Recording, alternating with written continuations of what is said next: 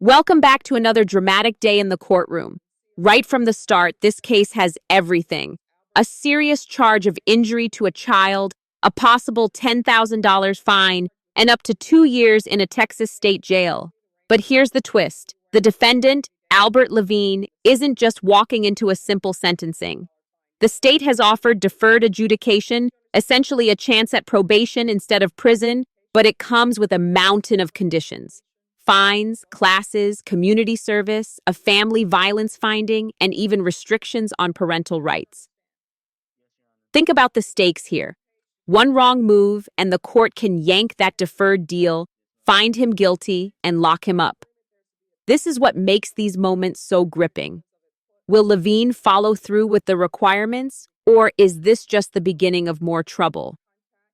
And with family violence on the record, what does that mean for his children and custody rights? Stay tuned, because this case is about to reveal whether second chances really work, or if the judge is ready to bring down the hammer. All right, the court is calling 2019 CR 5167, State of Texas versus Albert Lavine, or Lavine. Mr. Lavine, Yes, Your Honor. did you understand you're charged with injury to a child as a state jail felony? The range of punishment is anywhere from 180 days up to 2 years in the state jail facility and up to a $10,000 fine. Did you understand? Yes, Your Honor. Did you understand if the court were to grant your application for deferred adjudication, if for any reason your deferred adjudication were revoked, it would find you guilty and sentence you up to 2 years in the state jail facility and up to a $10,000 fine? Did you understand? Yes, Your Honor. Showing you the plea bargain page. Did you review that page with your attorney? Did you understand it? Yes, ma'am. According to the plea bargain agreement, there's to be a $1,000 fine with $500 of it probated. State recommends deferred adjudication. There's to be no harmful or injurious contact with Madeline, Cruz, Danielle, Cortez, the BIPP course, TAP evaluation, plus following all recommendations, parenting classes, 120 hours community service restitution, and there's an affirmative finding of family violence.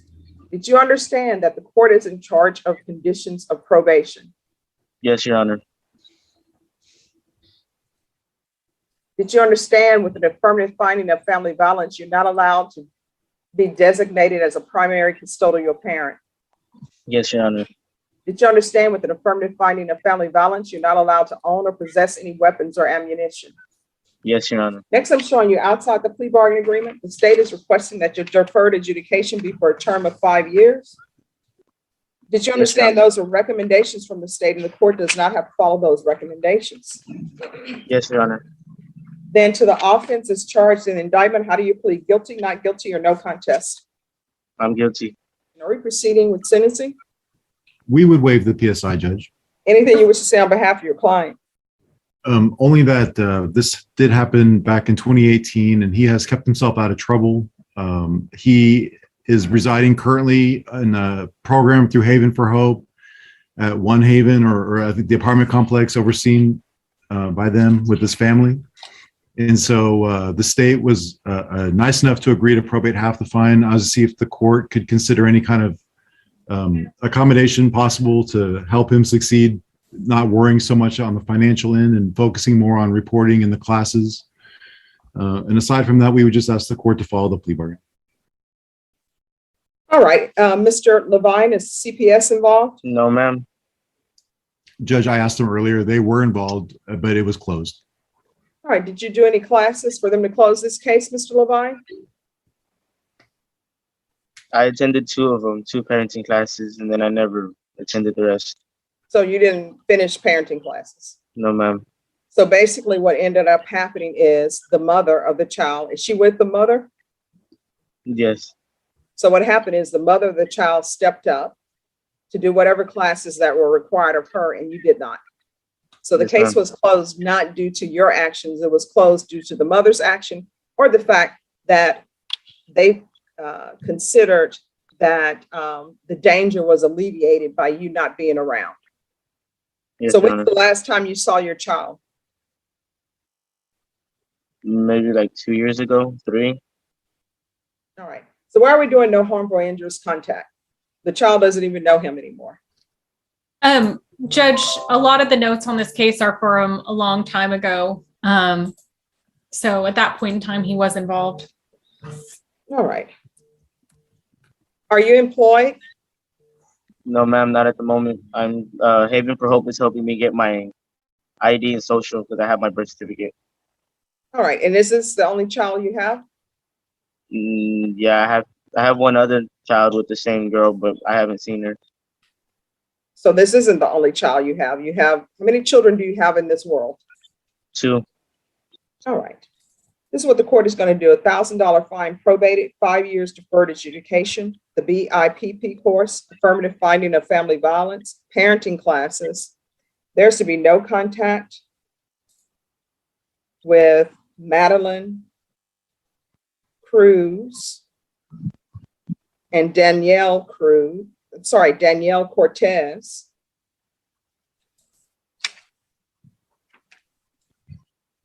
I just have a question, Mr. Lavine. How is it that you're saying that I'm assuming one of these persons, Daniela Cortez, is your child, is that correct? No, that's my baby mama. Okay, Madeline Cruz is your child? Yes, ma'am. Okay, and can we say the mother of my child? Why is it that Madeline Cruz's last name is Cruz, Danielle's last name is Cortez, and yours is Lavine? I have, that's the name she picked for her. What, people just going around giving people last names that are not even related to anyone? That's her mom's last name.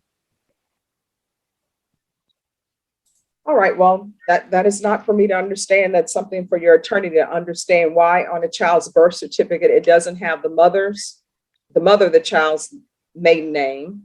It doesn't have your last name, but it has the grandmother's last name. All right, so there's to be no contact with Madeline Cruz or Danielle Cortez, no unsupervised contact with minors. Mr.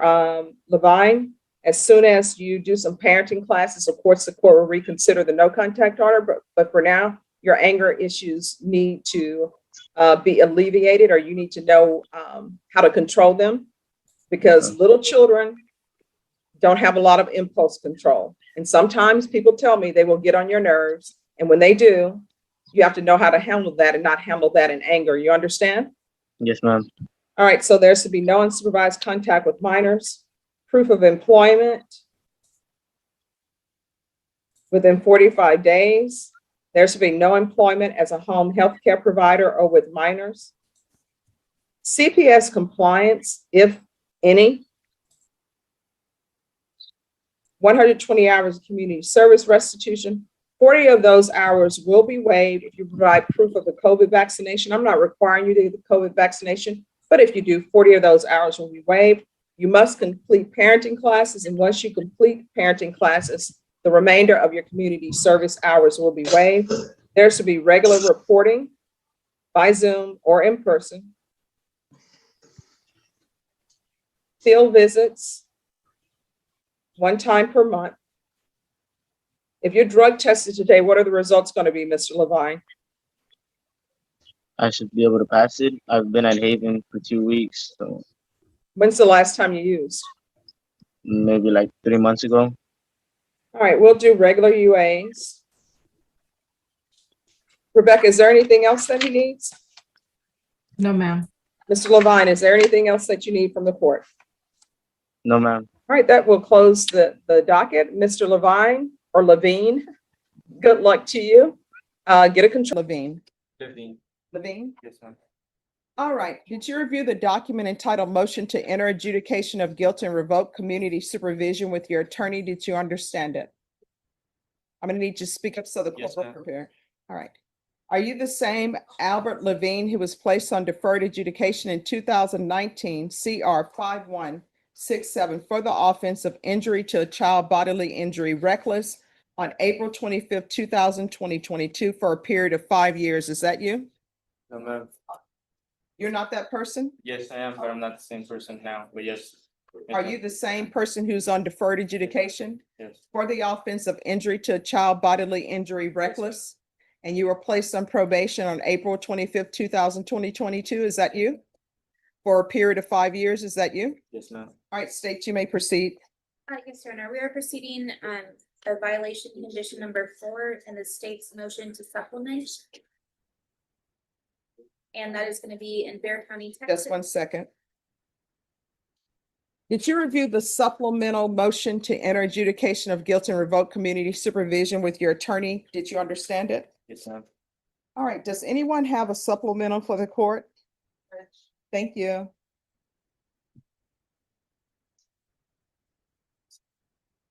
Thank you. All right, state, you may proceed. Violation of condition number 4 in Bear County, Texas. The defendant, Officer Lavine, did then and there fail to report to the supervision officer as directed for the months of September, October, November, and December in 2022 in violation of condition number 4. How do you plead to that? True or not true? True. And the state will waive the remaining violations. Any objections to the state's waivers? No objection. Did you understand by pleading true to violation of condition number 4, the court could find it true, grant the motion, find you guilty, sentence you to 2 years in the state jail facility, and up to a $10,000 fine? Yes, ma'am. Knowing that, do you still wish to plead true to violation of condition number 4? Yes, ma'am. Court will find violation of condition number 4 true. Is there a proposed agreement? There is, Your Honor. That agreement is for 12 months in the state jail facility. That is the agreement. All right, has he done anything on probation? Your Honor, our information is that he has absconded since 2022. All right. My understanding that Mr. Lavine had experienced homelessness during some of that time. He's speaking with his mother-in-law who's in the courtroom. He also has some mental health issues and some brain disabilities that he's overcome that has made it difficult for him to find probation. But he hasn't been arrested in that time, and he takes responsibility. He's ready to put this plan. So has he done anything on probation? I don't. He's done very much in probation. So he's done nothing. That's correct. All right, this is what the court is going to do. The court is going to find violation of condition number 4 true. The court is going to find you guilty. You're right. The court is going to revoke. The court is going to sentence you to 23 months in the state jail facility, give you credit for any time served. There's to be no unsupervised contact with minors. And there's an affirmative finding of family violence. Did you review the document entitled Trial Court Certification of Defendant's Rights to Appeal with your attorney? Did you understand it and sign it? All right, you have a limited right to appeal. That right to appeal is as it relates to the allegations in the motion, not the fact that you are in deferred adjudication. Because this is a felony conviction and also a finding of family not allowed to own and possess any weapons or ammunition. If you have a question over what a weapon or ammunition is, you'll need to speak to an attorney. And counsel, I'll retain jurisdiction. Okay, thank you. All right, thank you. Ma'am, Yes. so sorry. May I please tell my family bye? No. Well, let me tell you, I say no. I'm stepping outside of my lane. The deputies are in charge of security. I'm not, so you need to ask that question to them. Deputy Laura, he wants to say goodbye to his family. And just like that, the gavel drops hard. The judge finds Albert Lavine guilty, revokes his probation, and hands down 23 months in a Texas state jail.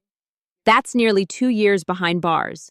And the ruling carries an affirmative finding of family violence, stripping him of the right to own weapons and sealing the reality that his anger issues and probation violations caught up with him. What makes this moment even more heartbreaking is the ending. Lavine's request to say goodbye to his family is denied, with deputies stepping in to enforce order. It's a powerful reminder. The courtroom isn't a place for last-minute sympathy plays. So what do you think? Was the judge right to come down this hard after Lavine failed probation? Or do you believe his struggles with homelessness and mental health should have earned him more leniency? Drop your thoughts in the comments. I want to hear from you. And if you found this breakdown as dramatic as we did, don't forget to like this video, share it with others, and subscribe for more jaw-dropping courtroom moments and expert commentary. This case proves one thing: second chances only matter if you take them.